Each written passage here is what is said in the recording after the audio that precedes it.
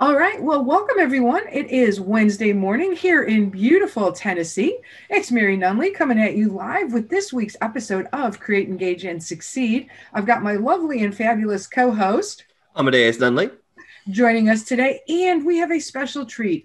We have Ms. Wendy Norfleet joining us all the way from Michigan. Is that correct? No, I'm actually in Florida right now. Oh, okay. Well, you said Jacksonville, and I know when we Yeah. first met, you were in Michigan. So, Yeah. Anyway, Wendy and I met at a conference a few months ago, and I was just fascinated by her story, what she's doing. She does work that's very similar to what we do over at the Lavender Dragon team. So, before we start the interview, Wendy, why don't you just introduce yourself to the audience and tell us a little bit about yourself?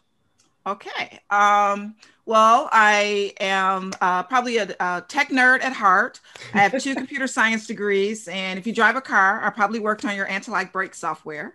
Awesome. So I did a lot of auto systems and banking systems.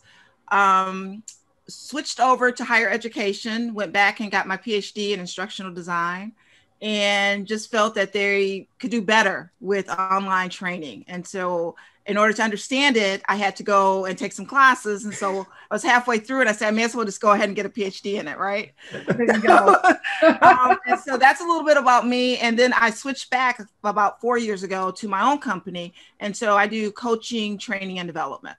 I love it. And I agree that, many folks that we've started working with in the last year are individual course creators. And so when I say the words instructional design, they're like, huh? What does that even mean? And I know one of the things I wanted to ask you about, and we can kind of weave what instructional design is into that, is what shifts are you seeing out in the wild since March of 2020? So this is your area of expertise. What have you been seeing, and what do you see the future going? Well, obviously, a lot of people shifted to online. Now, it wasn't necessarily good online. Okay, we know there's a difference between good and bad online, right? Okay. So some people I saw some recordings, some really bad recordings out there. I saw some people that said, okay, we're just going to do it online. But if you don't listen as fast as they talk, or you are not a verbal learner, it kind of left you out there. Okay, the code. And so really, I think now that people realize this is going to be here for a while, I think the first thing is people just say, let's get it out there. This is temporary. It doesn't matter if it's the greatest. Let's just get it out online. Okay. So that was the first thing I saw. The second thing I saw, now I think we're in that reflective mode. You know what? Even if we go back, it's not going to be everyone go back. Right. Okay. That may be another year or so, if not longer. And some companies are making a decision not to go back all the way just because they've found economical relief in not having everyone in an office, right? Right. And so now people are actually taking the time to say, okay, what do we really need to put into effect? And I think that's where us instructional designers are being utilized. They tried it their way, and now they're realizing that there's a better way, and they need to prove that learning or knowledge is being obtained. Yes. And it really needs to be thoughtful. And it be planned. Yeah, that's a key thing. And I think, in March, it was just this scramble, like everybody go home. And local newspaper, seeing parents talking about, like with school children, this isn't effective. I want them in the classroom. Right. And I understand in the spring, it wasn't effective. It wasn't. All levels, even colleges and schools that did online training, not every faculty member taught online. Correct. And it's really hard to jump from face-to-face to online in a week's time. Yes. So where do you see us going with training in the future? I think there's a couple things. I've already seen an abundance of jobs in training. Have you noticed that? There's just I have noticed that as well. All the time I get stuff, hey, there's a training job over here. I'm like, I'm okay with where I am. But there's a lot more jobs in training and development. I think people realize that, hey, we need some structure to this. I also think people are identifying their goals, and not just, we need to teach them this. Now, what are they supposed to get out of it? Because if you don't really know what you're hoping to achieve with that training, it's not really effective. Anybody can throw training out there. That is true. Yeah. And in terms of, I know you work primarily with companies, as do we, but we're also working more with individual course creators. Do you find that it's easier for a company to understand you have to have a plan? Or do you find that it's just as challenging for them as it is with somebody new to the online course world? I find both. I think larger companies, I think, have a better idea because some of them at one time had training and development company or departments. And so I think they kind of, even though they may not be doing it, they understand in the back of their mind that, hey, we need to have a plan. We can't go willy-nilly. Okay. I find individual course designers sometimes lacking in that. If they don't have a proper background, they think you just throw a course out there. And I say, okay, what are the course objectives? And I said, well, these are that. I said, those are not objectives. No. You know what I mean? So it's like, okay, so what are we supposed to be doing with this course? And so sometimes I find I have to go back and explain objectives to them, explain course mapping, which is really important. Okay, so these are the 3 objectives. Where are we going to find those? What path leads to these objectives? And so I know when I work with a client, I provide a high-level design document, and we do all that up front. And so it makes the course creation so much easier. Yes. And I think Amadeus had a question for you. Yeah. So leapfrogging off the back of having a plan in place, what have you found, especially in this post-pandemic world that we're in? What have you found as some tips to kind of developing effective online training now for the way that things have kind of changed? Okay. First of all, you need to have different interactions. You need to have, obviously we have to still, even though it's online, we still have to go back to all those learning styles and all those tech, some people need to do it. So we have to have some type of activity in there. Some people need just the text. Some people need to hear it. So you might need a video or somebody actually where they can hear the words rather than just reading the words. And so I think that to be a really good course, it needs to include all of that. Just like we would in the class, we would use different type of learning strategies. We need to carry that over online. That makes perfect sense. And that's... So if you do it just one way, you find that people just lose interest. And so, first of all, online learners, their attention spans are different. Yes, 100%. Well, I think not only the attention spans, but especially as more people have to learn from home, not necessarily by choice. Correct. Work from home, not necessarily by choice. There's also these other distractions. So even if I'm a very focused person normally, now if I'm home with my small children or my partner is also working from home, there's these other distractions that make it harder to focus. Oh, I have 2 of them. I have 2 daughters, so I have 2. I do understand that. And I think back even, many years ago when I was working on my master's, I was a single parent with 2 children that were, middle school and high school age, but they still had things that they needed. And I'm like, I'm trying to do my homework, I need to. Yes. So what would you recommend for somebody developing a course that would help them? I know you said activities, but what are some things I think that the best thing you can do for your employees or for people you really want to learn is make the training asynchronous. Okay. Where they can stop and start, maybe give them a deadline, but they can stop and start, which will actually let them, allow for the distractions to interact, with their children and everything, but they can come back and finish. Because I know for me, my most productive time is either way early in the morning. And a lot of times people laugh at me because I'll send emails at 3 or 4 in the morning because I get up that time. So I have a couple hours before I get the kids up to go to school. And then also after I put them to bed, those are probably my most productive times. No, I understand. I'm most productive around 5:30 or so in the morning. I know Amadeus is more of a night owl. So there's things that are better done in the nighttime. Right. So I like that about asynchronous. And for folks that don't know what asynchronous means, that just means not in real time. So in Facebook terms, that would be watching a live video on the replay. Correct. They're interacting in the moment. Right. And, I think sometimes we forget as instructional designers that there's these terms out there and people are just like, what? That's true. And thank you for clarifying that because I am guilty of that. and I am as well. And I'll say something and I just assume that people know what I'm talking about. Right. So the other question, and again, for those who don't know what this means when I put it out there, I think it will make sense. One of the big buzzes right now in the online learning and development world is micro learning, which is short training in, 5 to 15-minute bursts. Right. How do you think that plays in, especially in the current state of, the world and corporate and even, academic training? I have seen it work successful, and actually I have utilized that. There is a leadership certification that I worked on for a company, and it's their internal certification, but it had to contain quite a bit of things that you had to go through, and you had to be able to take this appropriate assessments. And we chunked it out to maybe, I would say, 10 to 20 minutes. So they weren't exactly all the same because, some of them contained a video and some other things. Right. But each one had a little mini assessment. But when you got to the end, so I took a course that usually is maybe 2 to 3 hours. We chunked it out into mini bite sizes by, subtopic. Mm-hmm. So each subtopic was in, and some other subtopics were just a little bit longer, which is the difference in the timing. Sure. But at the end, so each one had a simple assessment, but at the end you had the big assessment. Mm-hmm. Okay. And so it actually did really well. Gave people a deadline, so it was up to them how they wanted to do it. Okay. But this is the deadline you have to have it done by.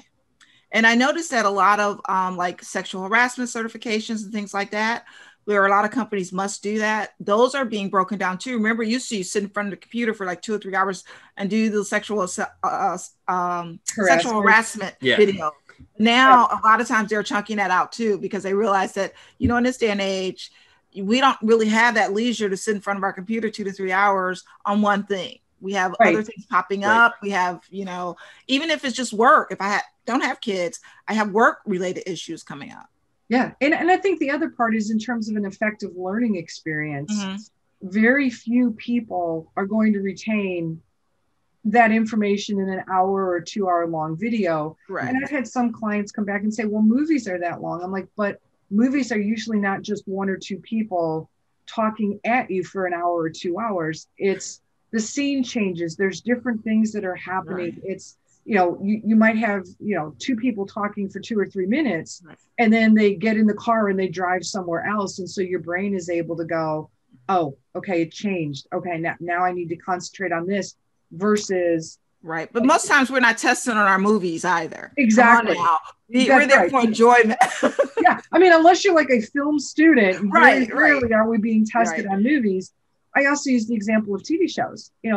Many TV shows are only 30 minutes or an hour, but once you build in the commercials and such, you're only looking at maybe 20 minutes worth of content. So you have a time to kind of refresh your brain before that next segment starts. Exactly. So what would be your advice to a course creator right now that's going, oh, but I have all these hour-long videos that are full of information, and I want everybody in my company to watch these hour-long videos. What would you recommend as maybe a first step into making it a little bit more manageable? I would probably say, what on the video do they really need? If you when we're talking about videos, I'm going to talk about that first. So when I'm looking at videos, and I was guilty of this, because you make this, you put this money into a video and you want it to be seen, right? I'm not a filmmaker, but during that time, I'm the filmmaker, right? So this is my baby. My baby is beautiful. I want everyone to see it. Okay. So first of all, you have to get over that. Very true. And then what a part that movie is really important. And I found that even, explaining people say, okay, what is important in here? And then a lot of times they can't tell you. And what they tell you is just one little part, and they have all this fluff for one little part. And so really having to go through. So sometimes I have to sit there and go through the movie and say, okay, what is important? And if there are multiple parts that are important, hey, you know what? There's Camtasia, there's other types of editing tools that you can take that and clip that snippet, add it into a course module and put them all where they belong. So I may need to do this film into 5 or 6, but then those clips can go into the appropriate content. Oh, that's wonderful, wonderful, wonderful advice. And I know that there are many folks out there that are doing their own courses that feel like an hour-long talking head video is the way to go. And our approach, I think, is very similar to yours. One of the things we tell people is like, think of it in 3 buckets. Like, what does the person absolutely have to know? What's the stuff that's important to know, but they could still kind of muddle through without it? Right. And then everything that you think they need to know, but they really don't. That's a good approach. And I think, but sometimes it's hard. And like I said, we all think, especially if we spend time making the film and or writing the content, we want to include it. But there are different ways to put it. I create a participant guide for my classes. And so therefore things that maybe that's not on in the course content, they can download the participant guide. And so there's additional content maybe in there that it's important, but it's not something I really feel that I have to cover. No, I like that. Having some kind of a downloadable collateral that they can get, or even maybe a section in your online course, like a learn more. If you'd like to learn more, here's some other stuff, but it's not counted in your completion progress of the course. Correct. So for that person who's, and I'm guilty of this. If I'm reading a book on the Kindle, for example, I'm like clicking all these little buttons to highlight it and then bring up the Wikipedia definitions. And then I go down this other rabbit trail and I'm like, what was I even reading? How did I get here? Yeah, so you really want to keep people focused on the main message or the main thing they're supposed to get out of it. But you're right. A lot of people want more and or they need more detailed explanation. And so that participant guide is for them. I recently did a class on artificial intelligence. I got picked up as like a sub for a project. It was a week-long class. So can you imagine 8 hours? It was for the military. So they wanted 8-hour classes. Whoa. Well, I can do breaks and lunch and stuff, but it was 8 hours. So like you said, I had to chunk the material up. So sometimes we'll show a video and they would do something on the video. The videos, I said, no video could be more than 12 minutes. And so we did that. And so we when we were developing this class, I had a small group of people I was working with. And so, but we got really good feedback on the course. Oh, that's excellent. And I think that's a really key point is break it up. I'm going to ask, I keep cutting you off. I know you've got something to say. Well, I was just saying the same thing. Okay. Yeah, but it is hard when it's your content. I find that it's easier for me to be brutal to others, somebody else's content. Yes. And the flip side is we've both, Amadeus and I, and I'm sure you have as well, been the recipient of client feedback. And it's like, but I spent so much time on this. Right. Or they don't like it or they don't want it in. Right. Yep. And so it's just one of those, it's like somebody once said, feedback is a gift. Yes. Don't return it. It's just like, you have to step out of your. You do. And I had to learn that because, we all had our feelings hurt. I think that, something we spent time we thought was really valuable. And someone else didn't like it or said, this is not for me. And so we had to step back and regroup. And you're right. Feedback is a gift. So, you need to reflect on it. And most times there's some truth to it. So you need to step back for a minute. So on that feedback question, and then I'm going to get to what I think is really important is your books with feedback. How do you, when you're working with clients, and this is something that we have gone back and forth on in our company too, client gives you feedback on a project. How do you sort the feedback from like, this is really going to impact the quality of the product versus this feedback sounds like it's more like somebody's personal preference? So for example, you can do it one or two ways. Well, sometimes I'll ask, if I'm really kind of shocked and saying, okay, do you not understand this is going to negatively impact? I may say, is it possible for you to share where this feedback came from? Because sometimes it's from someone who doesn't really understand the process. Because a lot of times the final approver is somebody who hasn't been in the weeds and they're just looking at it and they're making a comment. And so that's number one. And usually if they can share that, then I may say, is it possible to talk to this person, kind of explain it or something like that, to help them understand. And if they still feel that way, that's fine. But I really would like them to understand why this is important. Okay. That's key. Yes. And another thing is you can do is, and that's one of the reasons that I do my high level design document first and we sign off on that, because that's a place where we can really work through some of that stuff. And so we actually identify our, template for the training. If I'm doing a lot of training for a company, that design and navigation, where things are placed and things like that.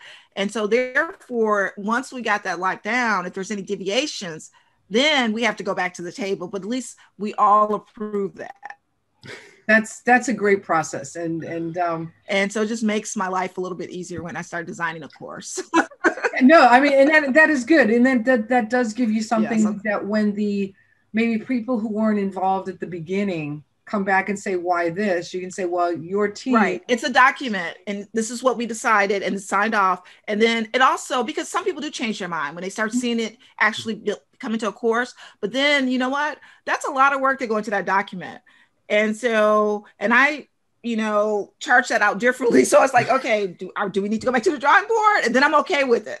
Right. So I have to protect myself too. No, and that's a good point. And I know we've had to learn that lesson the hard way a few times too. And so having that design document also really, I think, helps the client understand the process. It does. Mm-hmm. It does. It really does. Because I work with a lot of clients, and even like the proposal I was telling you about that I just did is for a company. They understand training. They do it all the time. They don't understand putting a training into like an LMS, a learning management system, or something like that, because they're doing instructor-led training. But now they want to switch over. And so I actually, in the proposal, I identify the process, the timeline, and everything, just because I know they don't do that. And I want to make sure they understood what goes into it. No, and that's really valuable. And again, when you're moving from in-person to online and moving to a learning management system, LMS, there are all these other pieces that come to play because of the technology too. Correct. So, how do you recreate that activity where you throw the ball to the person and then they tell you a fun fact? How do you can't do that online. Right. And I've seen people try to like throw balls and things on Zoom, but it still doesn't have quite the same effect. It doesn't. And if it's recorded, you just, if you're the participant watching it, it really loses its impact. So thank you for those very helpful and insightful words, especially to our audience. So the other question that I have for you is you've written a book. Actually, you've written 2 books. And you've got I've written 2. One is not published yet. It won't come out to January. I'm going to do a little bit of pre-promotion for that starting, I think, after Thanksgiving. But my first book, Leading Without the Title, I love it, is on Amazon, both in Kindle and paperback. I think I'm going to do an audio book. I think I'm going to do the first one myself, just because there's things in there I want to emphasize and everything. So I'm going to try it. That's going to be my holiday project. Oh, fun. Okay. So if they want to purchase the book on Amazon, I will put a link into the show notes so that they can find your Amazon page. But tell us a little bit about Leading Without the Title. I've heard that phrase used, but I think everyone has their own take on it. Yeah. So when you say lead without a title, what does it mean to you? Well, first of all, like I mentioned, I'm a certified coach, so I do a lot of coaching. And I find that my people I coach fall into 3 buckets. One is they're aspiring to either leadership and or just promotion. So they don't have the title, but even without a title, we all can have leadership characteristics. Okay. Mm-hmm. Whether we decide to let them shine or not is another thing. Okay. But we all have leadership characteristics. So I think anybody can be a leader. And I always tell people, I said, one of the most impactful statements that I've ever seen is at an elementary school. And it says, a leader is doing the right thing when no one is looking. Nice. And so really, that's what leading without the title. We are leading by example, regardless if we have the title or not. If we're doing the right thing, people will emulate you. If they're watching, people watch you all the time. You don't even know who's watching you half the time. I've had people come up to me and say, oh my God, you made such a difference. And I'm like, what are you talking about? And they said, well, I saw you go and help clean up and do this. And I'm like, I did it because that's my parents raised me like that, right? I wasn't doing it as an example. But a lot of times we do lead by example, regardless if we know it or not. There are always people watching us. Very and so powerful. How we show appreciation and recognition, is important. How we deal with others, how we communicate. And I always tell people that, we're gifted with ears so we can hear noises, sounds. Listening is an art. Listening is taking that in, internalizing it, and make sure we understand what is being said. Okay. That's so powerful. Yes. So we talk about things like that in there, things that anyone can do, regardless if you have a title or not. These are all things that we could do to help become leaders. Oh, it's wonderful. That's excellent. So for somebody who is in that, let's say maybe a junior role in a company, and they want to get noticed and everybody's working from home. Mm-hmm. how, in the office, it's a little bit easier in some respects to get that notice because, you can pop by the boss's desk and say, hey, how's it going? I brought you a chocolate bar. Or I'm thinking of things my team used to do to me. Yeah. But it's just like now that so many more people are working remote, how do you get noticed? How do you show that you're interested in being a leader? And this may be going off the topic of the book. No, it's not. It's actually it's timely because you're right. We're more remote now. But what about, we still need to do get-togethers.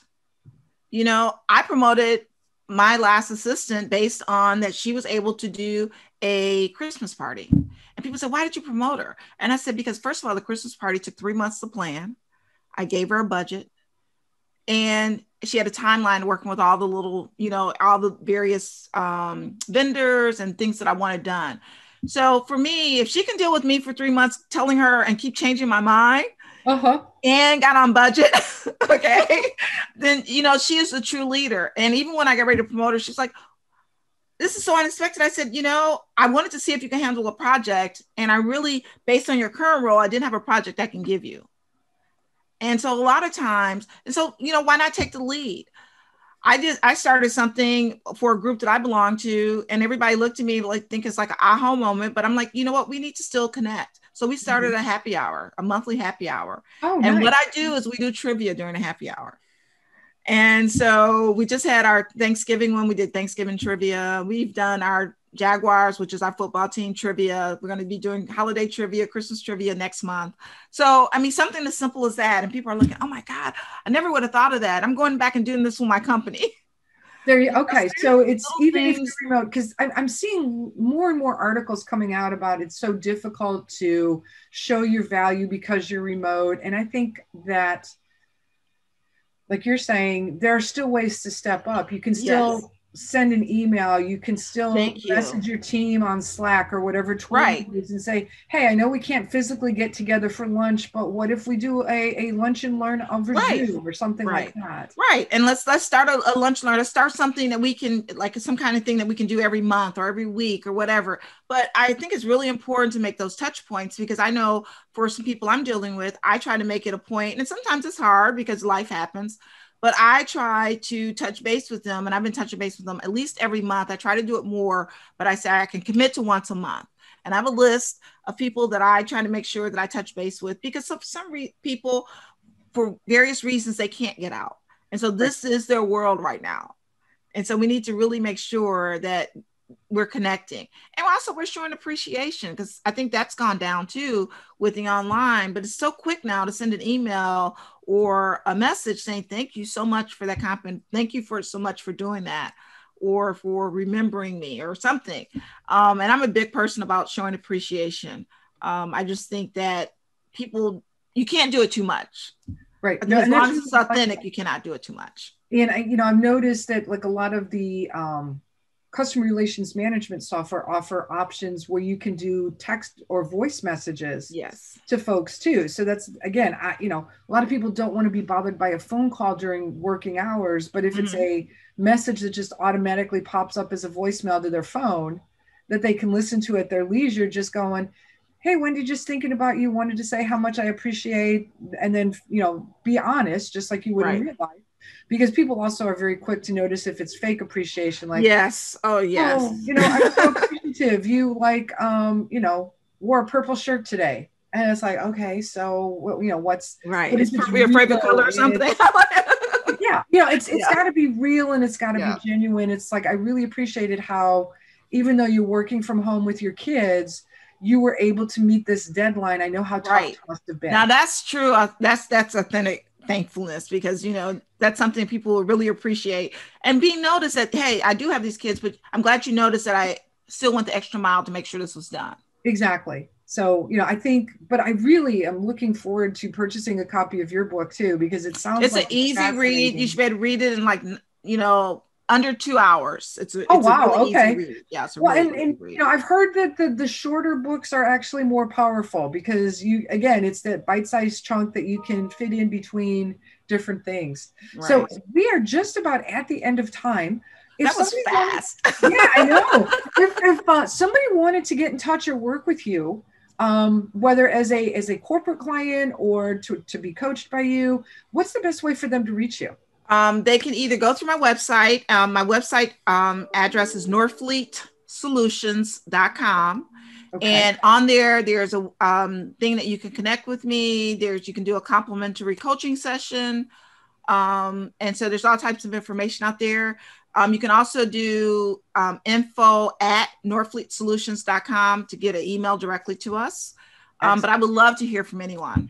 Fantastic. And I will update that in the show notes and make sure that people know how to get in touch with you. But Wendy, it has been a real pleasure chatting with you today. First of all, geeking out with another instructional designer. I could see it was like Amadeus was all lit up too.